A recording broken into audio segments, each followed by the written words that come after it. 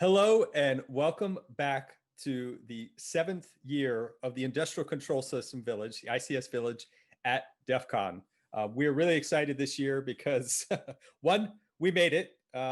This was a more difficult year for us than past years because all of those ranges, all of that industrial control system equipment that you've seen in the past, we had to figure out how to get it completely virtualized for you. So I want to say thank you to Grim, who has been hosting a lot of our equipment for us. New this year, besides everything being virtualized, for access for our CTF. The last 2 years, our CTF, the winner has won a black badge. So crossing our fingers, we can pull that off for a third time. No guarantees.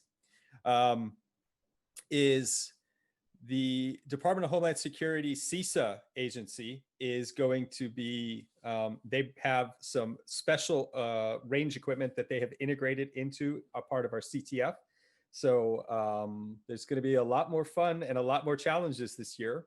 We have a great lineup of speakers. One of the biggest things that we took advantage of this year with the conference being completely virtual was reaching out to get a lot of international speakers. So the kinds of folks that work in industrial control systems elsewhere in the world that would not typically be able to make the trip to Vegas. So a lot more variety in international representation with the speakers. So really looking forward to that. Logistics for it this year. Obviously, you know about everything that's going on Discord at DEF CON with the ICS Village specific channels around that. Q&A will be done there. Some speakers will be doing Q&A for the live sessions. So live speaker sessions, Q&A will be in Zoom. Otherwise, you can meet with the speakers in Discord. And check out and subscribe to our new channels in YouTube and Twitch, where we'll be streaming everything live to you. Have a great DEF CON. Our keynote for this year is the director of CISA, Krebs, reflecting the continued collaboration between the agency and the village with bringing education and more equipment to the community. This DEF CON, we are kicking off the first of many opportunities to bring real ICS to even more hackers to get to work with. So without further ado, Krebs with the ICS Village keynote for DEF CON.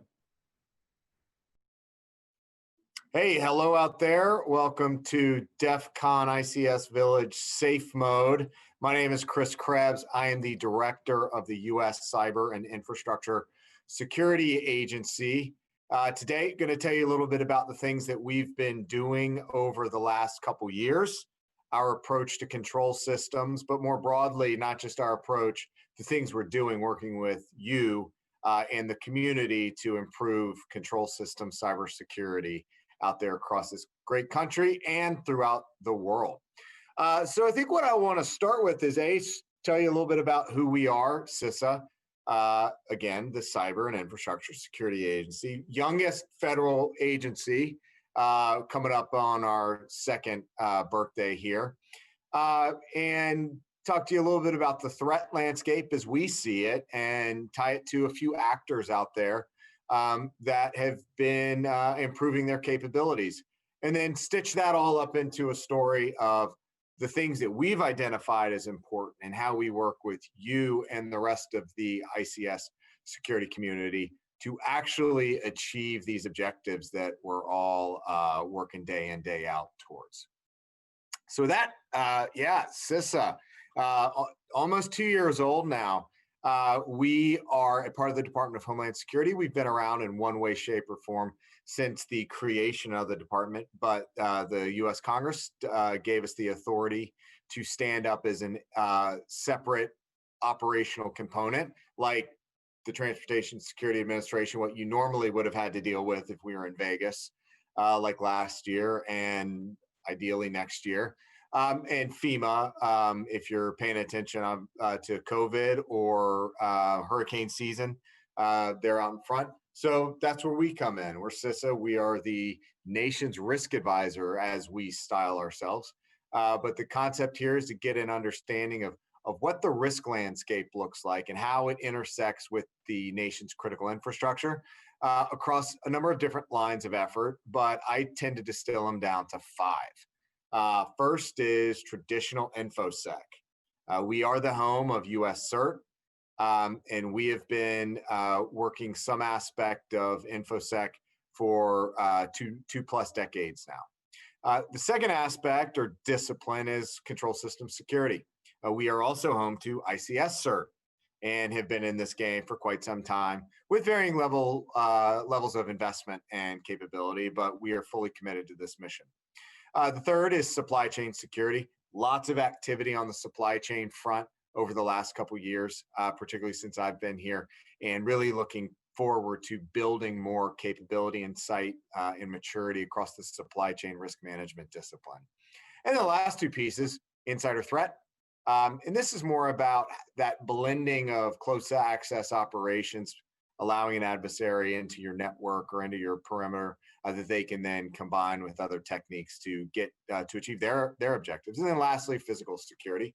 So in this broader cybersecurity and infrastructure security space, we're also out there day in, day out conducting physical security assessments of facilities to help protect things like schools and hospitals right now and places of worship.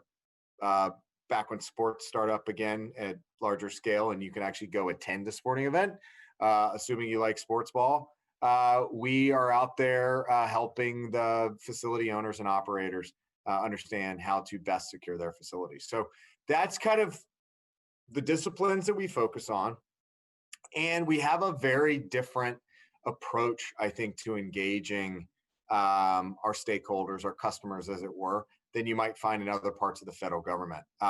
They're usually persuasive hooks that agencies have, whether it's law enforcement authorities or it's regulatory authorities or they have money, things like that. We're in a little bit different spot. We're in the public-private partnership business, and that's a kind of cliche thing to say, I think, certainly over the last 15 plus years. But we spend a lot of time listening. So it's not that old, tired, we're from the government and we're here to help. It's more along the lines of we're from the government, we're here to listen. We want to understand what your problems are, what your challenges are, and what your gaps are. We have certain advantages where at the end of the day, profit and revenue is not our prime objective.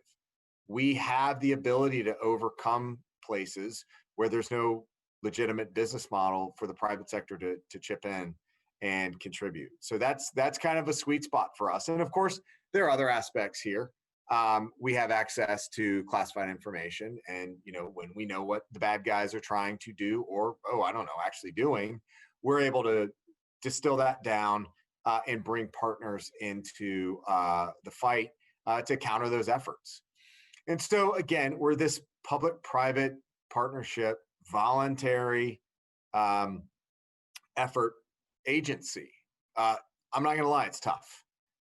When you really have to work that extra bit to understand what a partner's challenges are and then go back and craft something that is going to help them, that takes a lot more work than I think some of the other authorities that other agencies have. But in a sense, it's also pretty darn easy if you listen the right way. If you listen to really what the challenges and the gaps are in the critical infrastructure community, whether it's on the InfoSec side or the OT control system side, if you listen really hard and you isolate the issue and you address the issue and deliver some value, it's a self-fulfilling prophecy in terms of your ultimate success. So we, in a certain sense, are like the private sector, right? We're like an organization that has to develop a capability, turn it, do the market research, pull together a product life cycle, have a team to deliver it to customers, and then have feedback and dial it in. So we very much have that private sector mentality. In that philosophy, that approach is in part why I'm here today, wherever here is. But that's why I'm here today.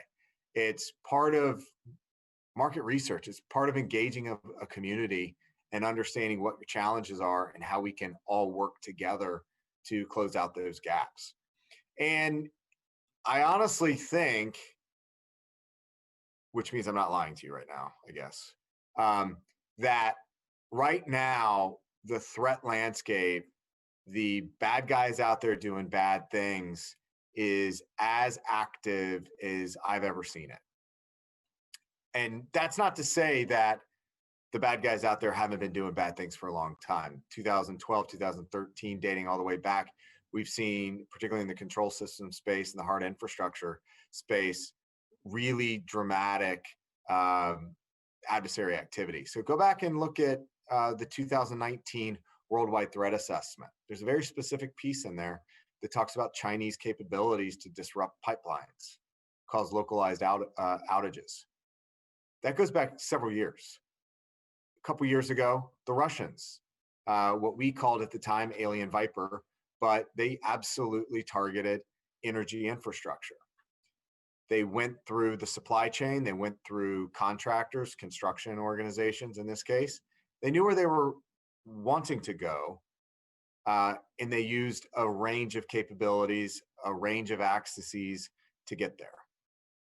Even more recently, we, alongside the National Security Agency, issued an alert that was pretty clear and pretty stark in the terms of, if you have OT systems that touch the internet, you need to get them offline, you need to harden them, you need to protect them, you need to install or implement better email security measures, because what we found is flat, unsegmented networks provides the adversary the ability to pivot off the business network into the OT networks.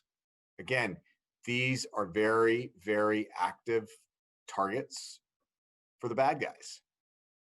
It's only a matter of time, as I think Dale Peterson said back in January down at S4 in an interview I did with him, that ransomware will come to the control system space. It's a matter of time. Let's get there before them. So our mindset has been going back to that general philosophy of the agency. How do we understand, how do we build a community of practice here? We're not the ones building it, to be clear. We want to be able to foster that community of practice.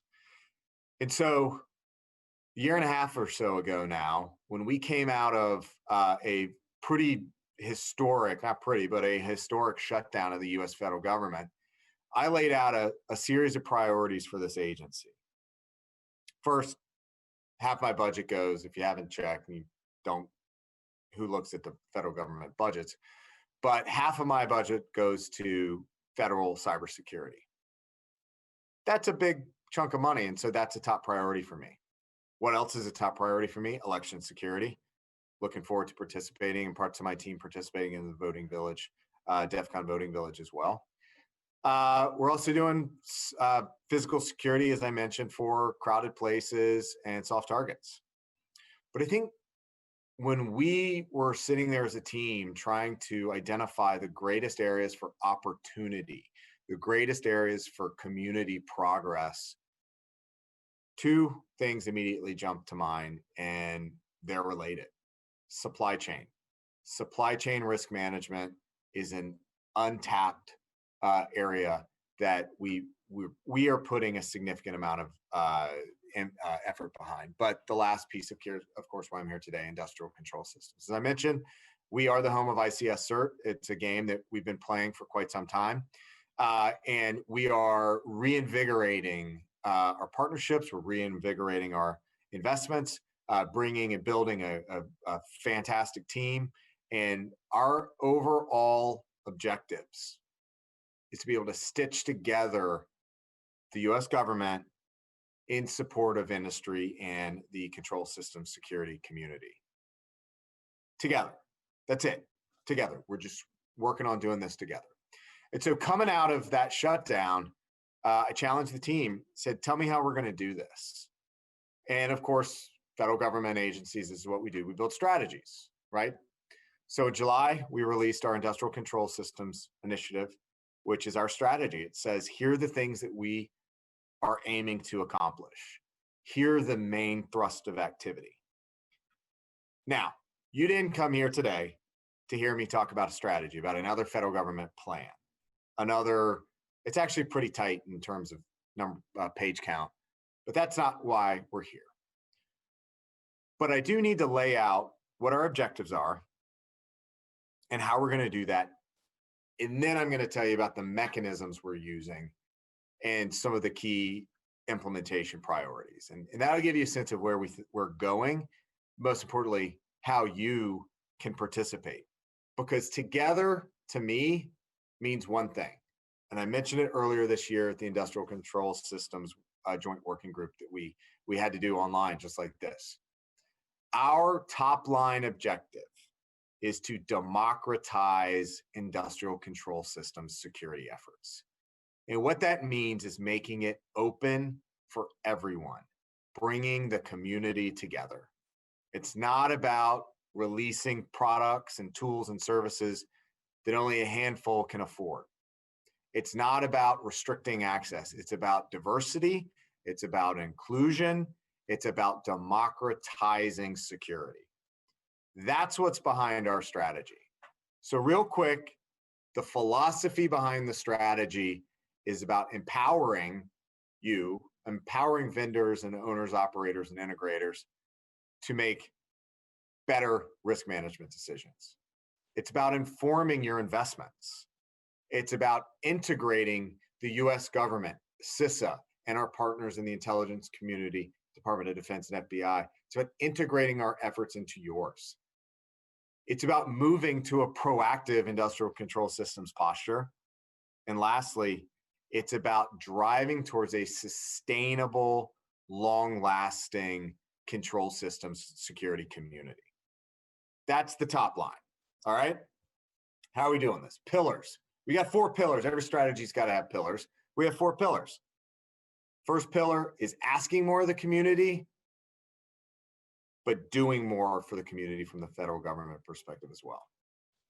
The second is advancing technology in the ability to secure our systems. Not just tomorrow's systems, but we have to figure out how to continue to defend today's deployments while thinking through the next generation and having more security baked in, secure by design, secure by deployment. The third piece is developing deep data capabilities to better put our understanding of risks against the current deployments and building frameworks, building resources and approaches that take advantage of just this wealth of information we all have, pull it all together and putting into meaningful frameworks. MITRE continues to lead in this space with the industrial control systems framework. Those are the types of activities and approaches that we look to be a part of, not necessarily invent, not own. We just want to be a part of this effort. And lastly, increasing that risk understanding of the interdependencies that are out there so that we can drive smarter investments, smarter solutions, smarter engagements between the government and industry to get to that objective of democratizing control system security and making the environment safer and more secure. So it's those 4 pillars that drive our approaches. So what the heck are our approaches? Okay, this is the part that matters. The strategy is about what we're trying to do. Our approaches are how you can work with us to achieve these objectives. So, got a few things that are worth talking about here. I already talked about one of them, and that's the Industrial Control System Joint Working Group. This is what is now a twice a year, that's biannual, twice a year, now a virtual event, but it provides a free opportunity for anyone that's either getting into the control systems game or is in a jurisdiction that doesn't have travel funds, because those are always a challenge with, the old days conferences. How do you get the money to go to Vegas? How do you get the money to go to Miami? The ICSJWG is about opening up a more inclusive environment so everyone can come together and learn something, even if it's at the 101 level or the 10, whatever remedial is, the 100 level. It doesn't matter. Point is, we have the opportunity to bring more people into this community, and that's what we're working towards with the ICSJWG. We had our most recent one in, I don't know, it was a month or so ago. We've got another one coming up in the fall. So that's point one, ICSJWG. So back to that kind of integrating the federal government with the community, we also have an effort called the Control Systems Interagency Working Group, the CISA. Now, it says interagency, but don't take from that it's just government. Again, this is about bringing the executive leadership of the federal agencies that play in control systems together with leaders from industry, from the research community, from the vendor space, bringing everybody together and figuring out, okay, what are our opportunities, our threats? It's really, in part, we're doing a SWOT analysis. How are we strong together? Where are we weak together? What are our opportunities to work together? And then what are the threats? So coming out of the last year or so work of the Control Systems Interagency Working Group, well, we figured a few things out. One is the government needs to be more coordinated together. Everybody does some part of this game. How do we do it in a more coordinated fashion? Well, one place we can really achieve, I think, some alignment and advancements is in standards.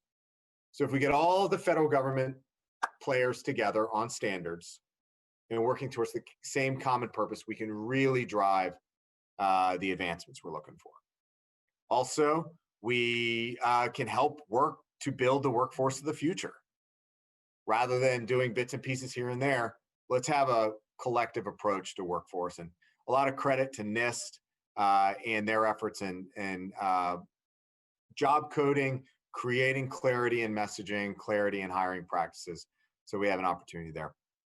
And also on the investment alignment. So R&D, lots of different R&D efforts across the federal government. We should have a more unified R&D agenda that can get better uses out of our investments, maybe eliminate some duplication or redundancy in efforts. Always a good thing. Maybe put those saved dollars towards another effort.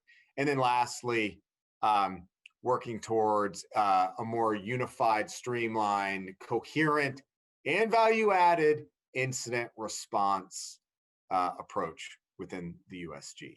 And in part, what we want to do with this is make sure that we're taking the relevant information out of an incident response effort and sharing that information back out in a protected way for the victim. We're not in the business of re-victimizing a victim, but to the extent that we can extract insights from single or multiple incident responses, that's a good thing. And that's something that we've done recently. In fact, in a natural gas, in the oil and natural gas sector, we issued an alert earlier this year. Now, we're not perfect yet. We're still working at this, but your feedback on all of our control systems products is always welcome. So go to CISA.gov, CISA.gov, check out our control systems page and all of the products we have there, the alerts, the guidance, the advisories. Let us know where we're hitting the mark. Let us know what else we need to do. And then work with us through the Industrial Control Systems Joint Working Group.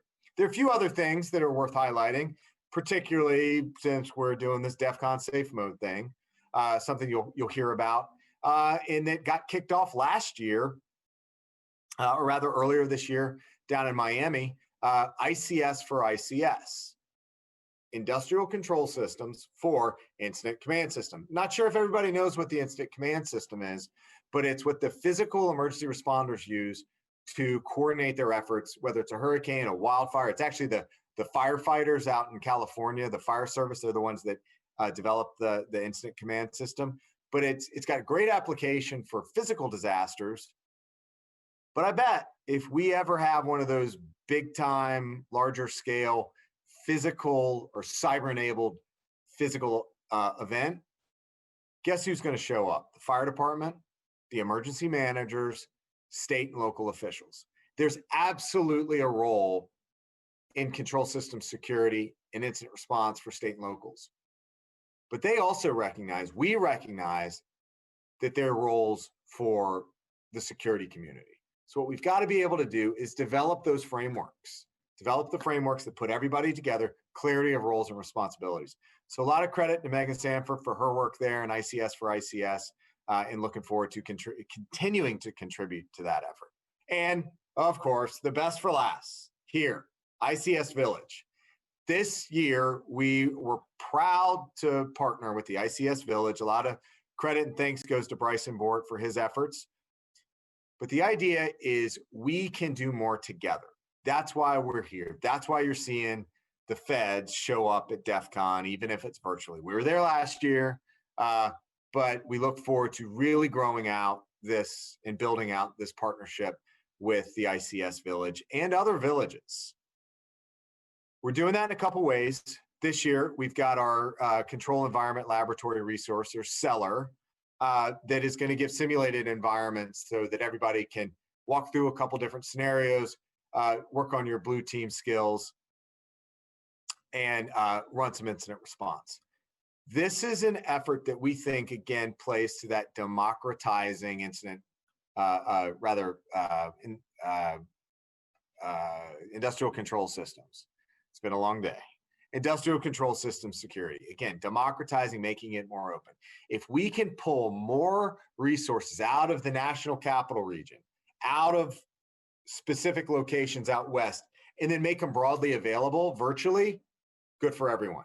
If we can put things on wheels and drive them around to various parts of the country, again, these are good things. That's what we're trying to accomplish here. A control systems ecosystem, security ecosystem that is open and accessible to everyone, whether you're in the private sector or you're a municipal water facility. Everyone's got requirements. We have to be able to do this together. So the last thing I'll talk about before wrapping this one up is our role in vulnerability management. This has been hell year, I think, for the vulnerability managers out there.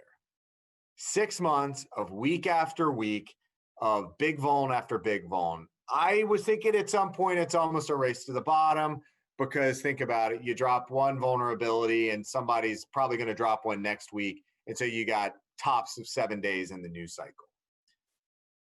But it's really stressing the teams that historically we haven't invested too much in. The vulnerability management side is one of the most important teams within any organization. We play a key role here in coordinating vulnerability disclosure. We fund and support the CERT Coordination Center, CERT-CC, up at Carnegie Mellon. We also fund the National Vulnerability Database at NIST.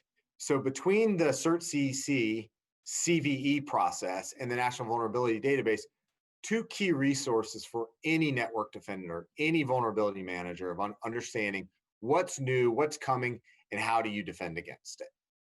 We also play a role, again, through that CERT-CC process, where the private sector, or a security researcher rather, if they identify something, we can help facilitate the conversation between the appropriate vendor.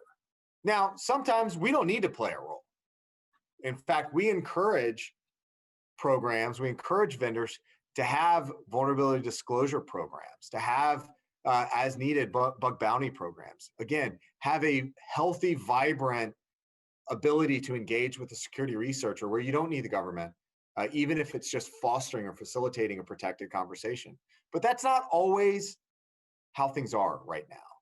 That's not where some organizations are in their maturity of their own vulnerability disclosure practices. So we play a vital role. Last year, calendar year 19, we processed and managed through our CVE process 11,500 plus vulnerabilities. I think based on this year, we're probably going to exceed that, but that's a role we are happy to play. Again, we are going to continue to issue advice and guidance to organizations of all sizes and stripes, guidance on how they can set up their own vulnerability disclosure programs. Just last week, we issued some guidance to our partners in the state and local election community about how they can set up vulnerability disclosure programs for their systems. And so it's not just about the code, the software they're coding or whatever, it's their implementations. If you find a vulnerability in a voter registration database, please, first off, if you own that database, you need a process. But if you find that vulnerability, you need a way to report it in a coordinated manner so it can get closed out, so that it's closed out before the bad guys get there. So vulnerability management is exactly where we are going to continue investing more broadly in the InfoSec space. And in fact, little known fact, this was supposed to be the year of vulnerability management. That was a theme we had. Little did we know that it was going to be vuln management hell year. But here we are, we're here, we're part of the team. Let us know what help you need. So I'm going to wrap this one up right now. Again, CISA is here as an advisor, as a partner, as a friend. Our objective, again, top line, democratizing industrial control system security at all levels. I don't care where you are. We want to work with you. We are here to provide support, resources, technical assistance, and the information you need to be able to protect your systems. But ultimately, it's not just about defending today's deployments. We've got to make sure that tomorrow's deployments are secure by design, secure by deployment. So with that, I'm going to wrap up these remarks, and I'm going to jump in a time machine, and I'm going to have a costume change and all that, and think we're going to do some live Q&A. Thanks.